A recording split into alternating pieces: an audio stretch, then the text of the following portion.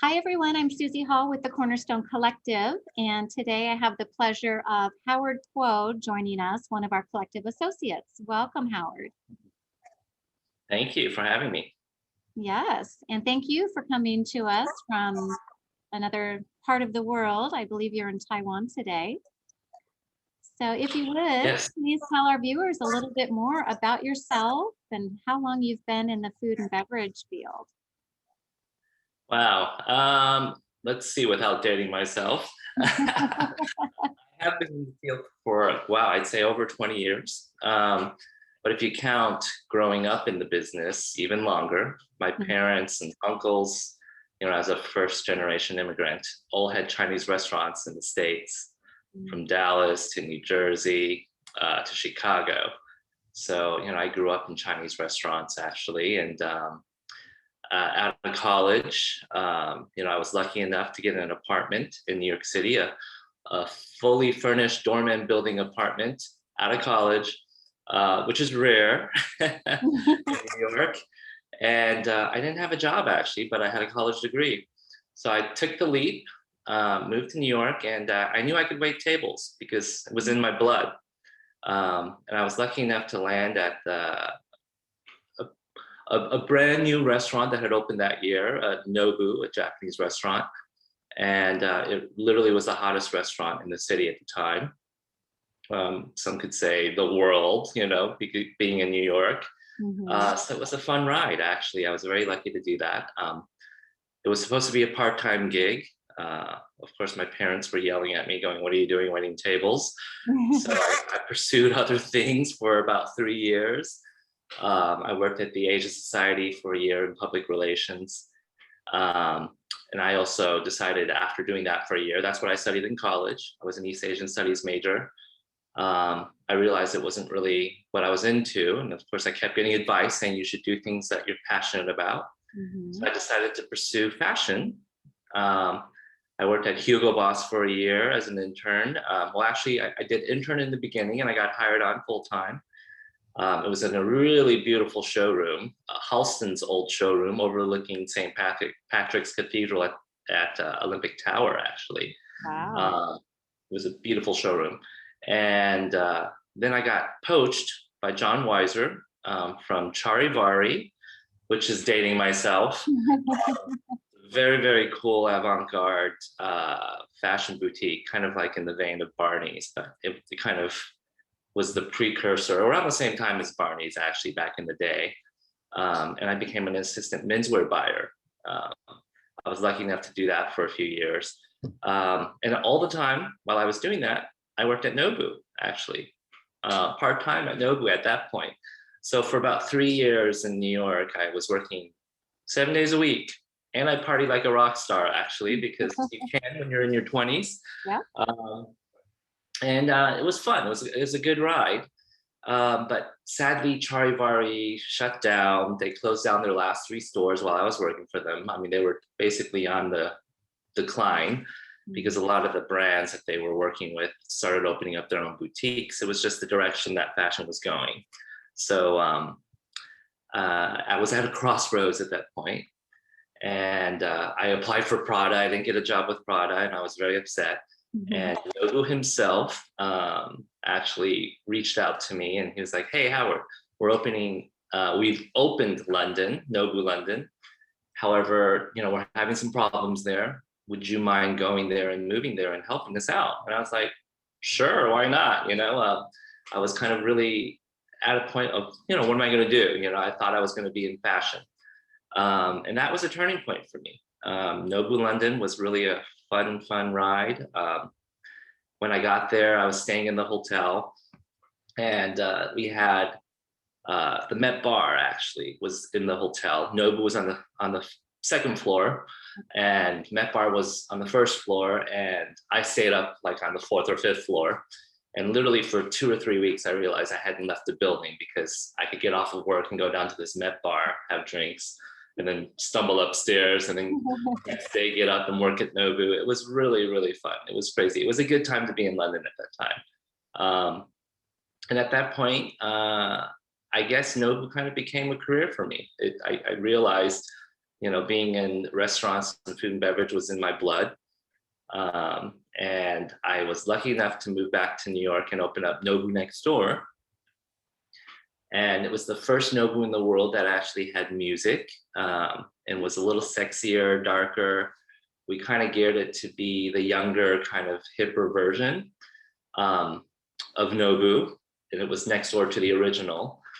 And I was lucky enough to do the music. It was kind of in my wheelhouse, and I kind of DJ'd a little bit, and it was good fun. It was a lot of fun. We brought that concept down to Miami and opened up Nobu in Miami Beach in 2001. And that was basically Nobu next door on steroids with larger sound system, even sexier because it was Miami. And it was a good fun time. And then I was there for about 4 years and then moved back to Nobu, opened up Nobu 57 in New York. And that was, at that point, the largest Nobu in the world. And we opened up that one around a month or two apart from Nobu on Berkeley Street back in London, the second location of Nobu in London. And basically concurrently we opened 2 Nobus, which were not supposed to happen, but of course construction can sometimes not work in the ways you wish. And the restaurants, which were supposed to be about a year apart, ended up being a few months apart. But we opened them both up concurrently, actually. It was a lot of fun. And then at that point, I had been with Nobu, 13 years, by about 2008. And that's when I decided to take a leap and move into the food and beverage space. And I ended up working with Thompson Hotels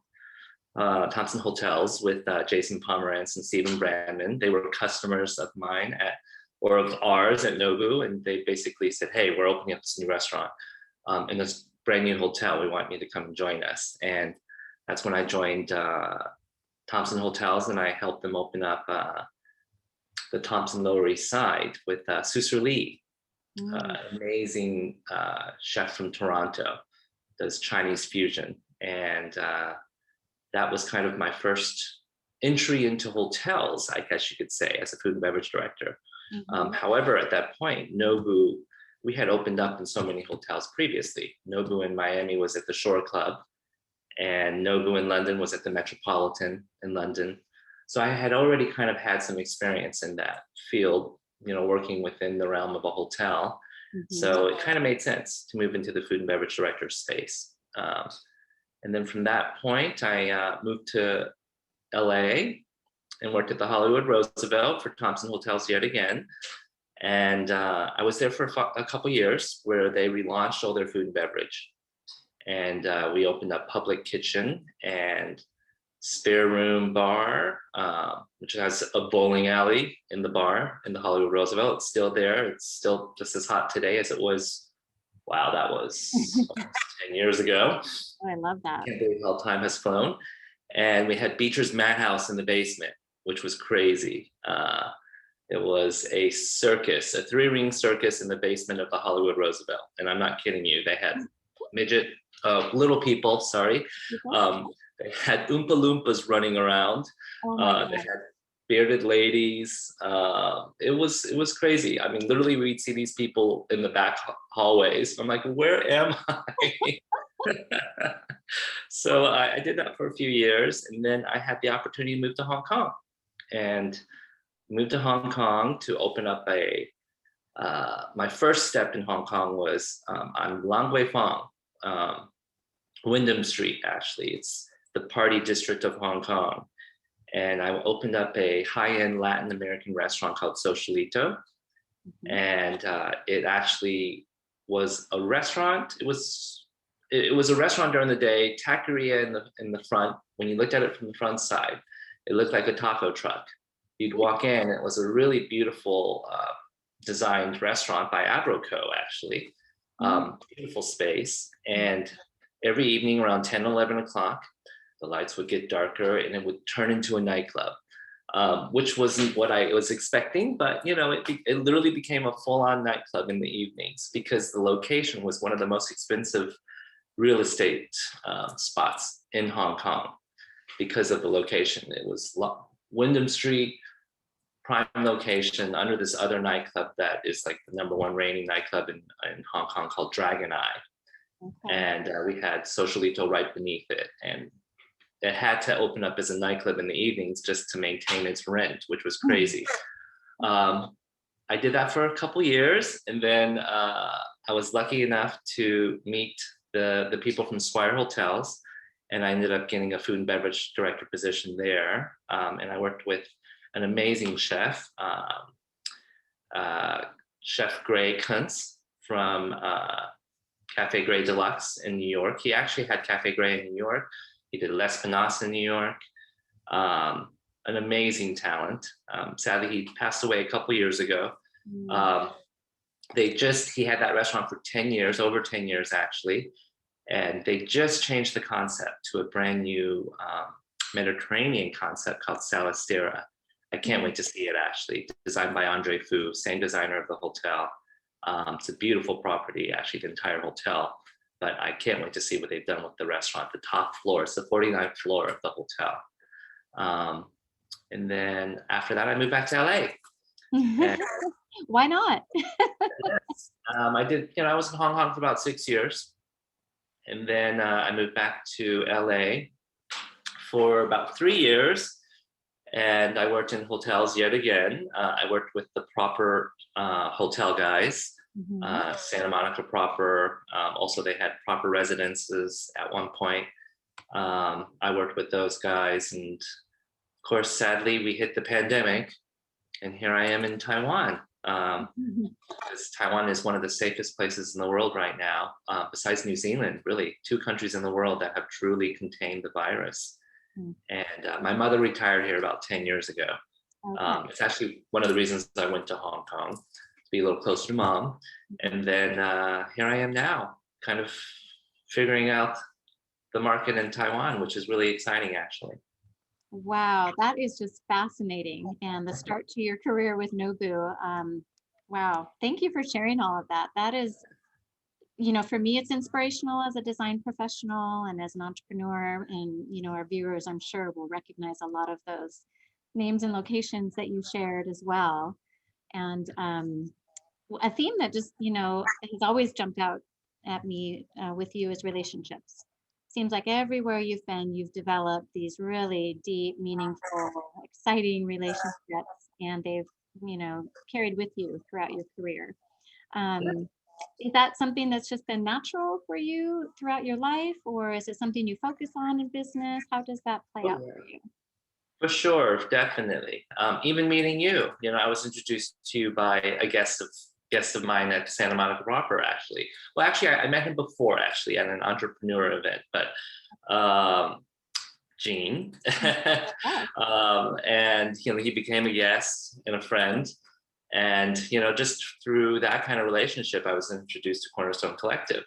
And that happens a lot, actually. I mean, I've been in the business a long time, and I'm lucky enough to be front-facing, front of the house, and I meet a lot of great people.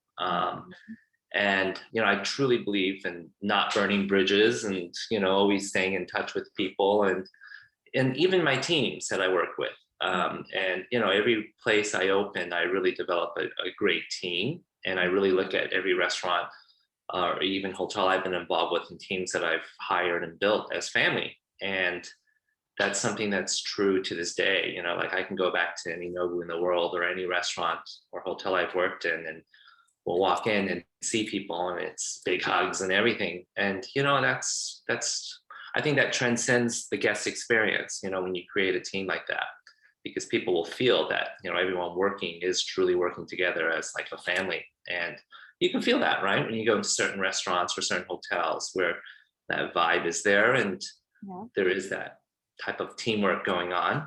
I think also relationships, as you say, I'm involved. I'm looking to get involved with this new project here in Taipei, and I'm already thinking about people I've worked with in the past that I want to reach out to help me. Just everything from graphic design to even a sound engineer that I worked with on a few projects, because the space that we're opening is quite large. And I'm thinking, okay, we need a great sound system in there. But who can help me do that or who understands that, so I can reach out to these people that I've worked with through the years for sure. It's important. It also gives me a little sense of comfort, since I'm in a different foreign country, to work with people that, maybe I've worked with in the past that actually kind of give me a little bit of sense of stability there, because I am navigating a new place, a new market as well. So I think that's good to have that. It really is. And it's funny you said that about Gene. So Gene's my partner in the Cornerstone Collective, and he and I first met in line for a Sundance film at the Sundance Film Festival several years ago, at an EO event. But we just connected, it's like the energy, connected. And it was like, ever since then, we've been, great colleagues and friends and now business partners. And I loved the word that you used, transcends, because it does transcend just your basic, contracts and projects and, get this one done, move on to the next. Those relationships are so key. And they help create that magical vibe that you can't orchestrate. And by having the collective team, as you mentioned, people you've worked with, and the premise of this collective, the Cornerstone Collective, is just about that, right? It's great people coming together, being collaborative, that spirit of, hey, let's do this together and make it amazing in hospitality spaces, food and beverage that we want to enjoy and partake in and be part of, the vibe in. So I think that's fabulous. And Gene is such a great personality. He's such a great guy, always smiling. That's so important. A little bit more than on a, not technical, but kind of a more specific question is, how do you ensure that a restaurant space is functional and it flows from a server perspective?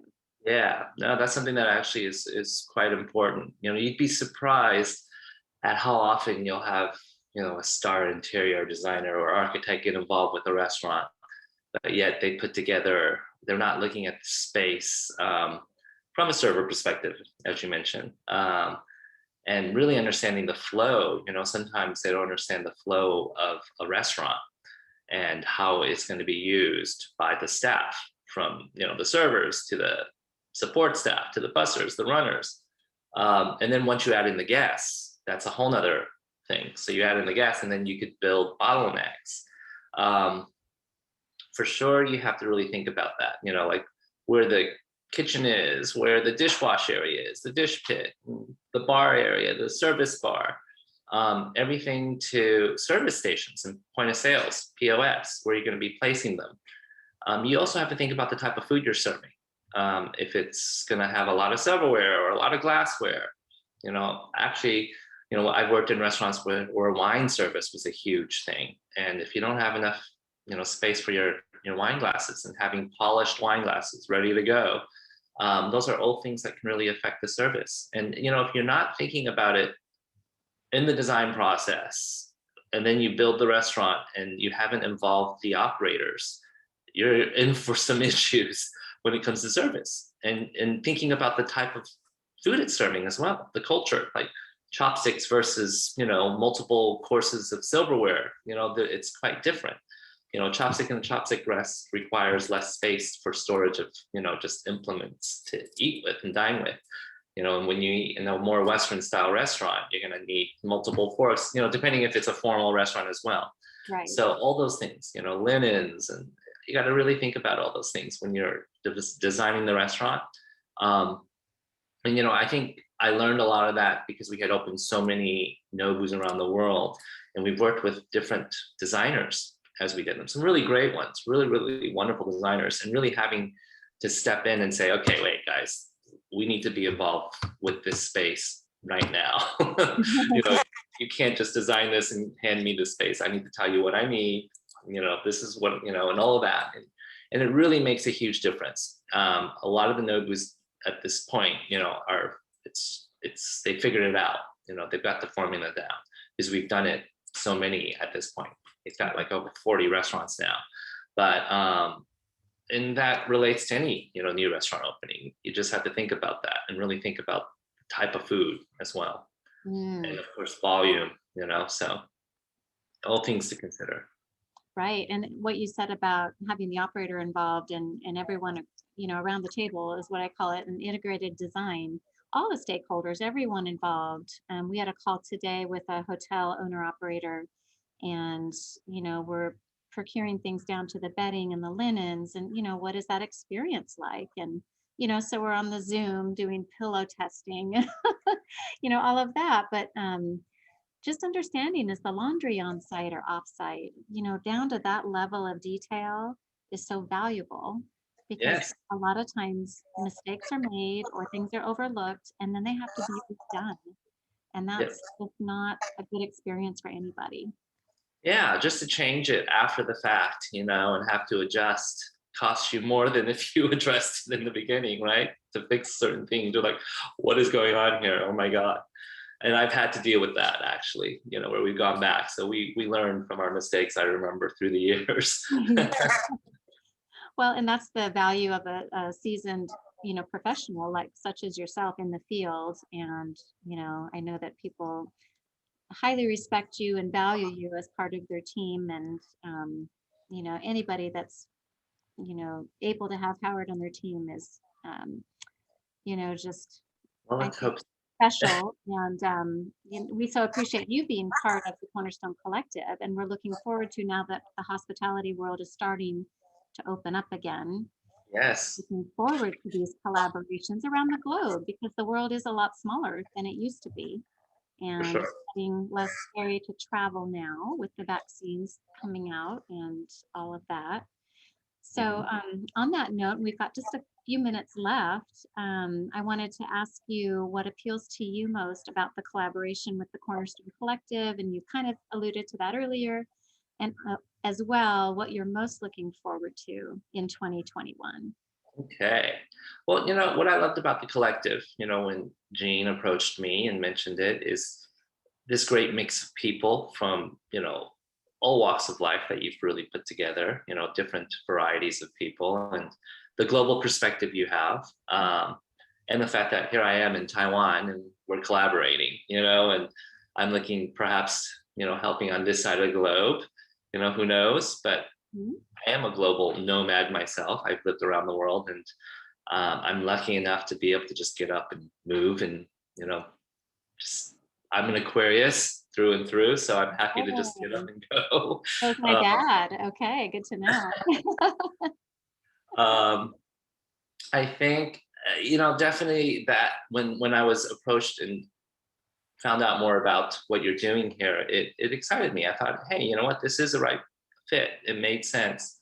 And yeah, as you said, the world is getting smaller. Here we are zooming, and it doesn't feel like we've been able to make this happen. And I think, yeah, definitely with the pandemic going on, we are able to be more mobile and just get things done, um, without having to be in the same room. It's kind of crazy. And we realize what is possible. Mhm. Um, for 2021, I think for me, it's conquering this new market in Taiwan, and seeing what's out there. It is, every city I go to, you learn about the culture. And, when I was in Hong Kong or when I was in London, and here I am now in Taiwan, in Taipei, and you find there are certain differences and things that, just the way people run the business. And I've been in the same business, and I feel thankful that hospitality is something you can just get up and go around the world and do. But there are different little cultural differences that you got to figure out. And I think that's exciting.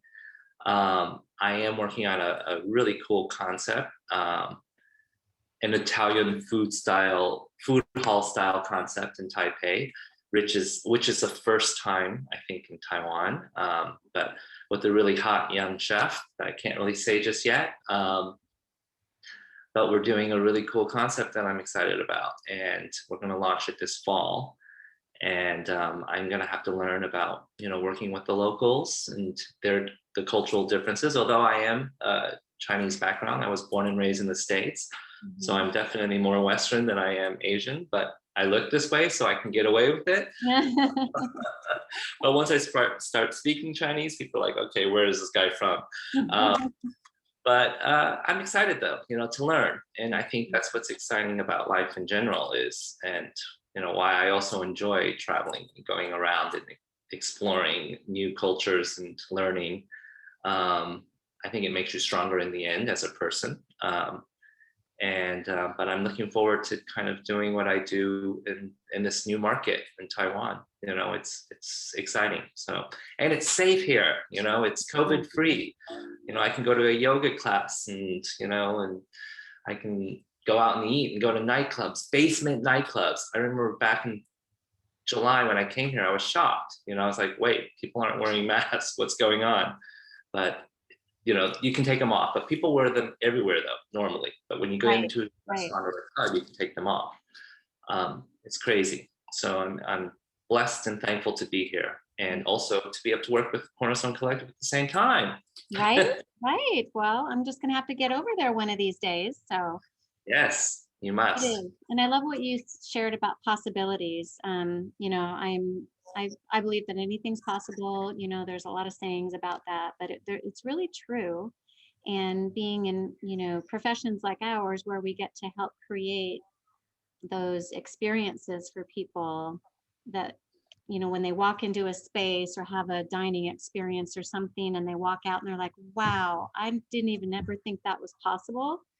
I love that. I remember a reveal we did once for a client, and she just broke down in tears, when we moved the viscreen away. And it was just like, that's what, that's why I do what I do, just to create those experiences. And yeah, totally. Yeah. I'm looking forward to doing that here, actually, bringing, great sound system, kind of a nightclub vibe to a restaurant. And yeah, it's exciting. We'll see. You have to come to the opening. Okay. All right. Well, let's mark that when you know. Well, thank you so much, Howard. Just really appreciate you joining me today for this conversation. And you can learn more about Howard and see some of his, I think, information on our website, which is thecornerstonecollective.net. And just really excited to see what unfolds this year, and look forward to collaborating. Yes, for sure. Very exciting. Thank you, Susie. Thank you again, Howard. Take care. Take care. Bye.